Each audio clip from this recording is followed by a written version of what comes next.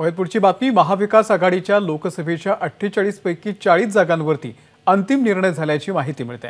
लोकसभेच्या 8 जागांवर अजूनही तिढा कायम आहे। 2 फेब्रुवारीला होणाऱ्या पुढच्या बैठकीमध्ये हा तिढा सुटला नाही तर हा मुद्दा तिन्ही पक्षांच्या नेतृत्वासमोर मांडला जाणार असल्याची सूत्रांची माहिती आहे। वेदांत नेव आपले प्रतिनिधी या संदर्भातले अपडेट देतील। वेदांत।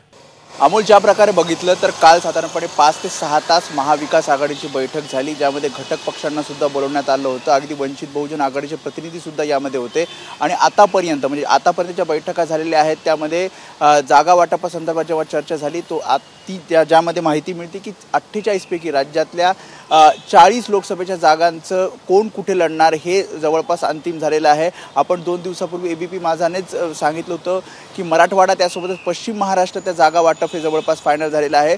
मात्र एकूण 8 जागा ज्या आहेत त्या 8 जागांवर तिढा मात्र अजूनही कायम आहे, ज्यामध्ये शिवसेना ठाकरे गट आणि काँग्रेस पक्ष हे दोन्हीही या 8 जागांवर आग्रही असल्याचं पाहायला मिळते, ज्यामध्ये रामटेक, हिंगोली, वर्धा, भिवंडी, जालना आणि शिर्डी या राज्यातील 6 जागा, त्यासोबतच मुंबईतल्या 2 जागा, ज्यामध्ये दक्षिण मध्य मुंबई त्यासोबतच उत्तर पश्चिम मुंबई या 2 जागांवर काँग्रेस हे आग्रही आहे।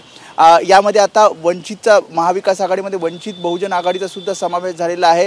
त्यांच्यासाठी आता या 48 पैकी अकोला लोकसभा मतदारसंघाची जागा सोडली असल्याचं सांगण्यात येते आणि त्यामुळे जर वंचित बहुजन आघाडीचा समावेश या महाविकास आघाडीमध्ये झालेला आहे आणि 2 फेब्रुवारीला स्वतः प्रकाश आंबेडकर उपस्थित राहणार असल्याची माहिती आहे, त्यामुळे वंचित बहुजन आघाडी आता किती जागांची मागणी करणार की एकच जागा जी 48 पैकी एक जागा सोडलेली आहे त्या जागेवर समाधानी राहणार हे सुद्धा पाहावं लागेल। त्यामुळे 2 फेब्रुवारीला कदाचित हा तिढा सुटू शकतो।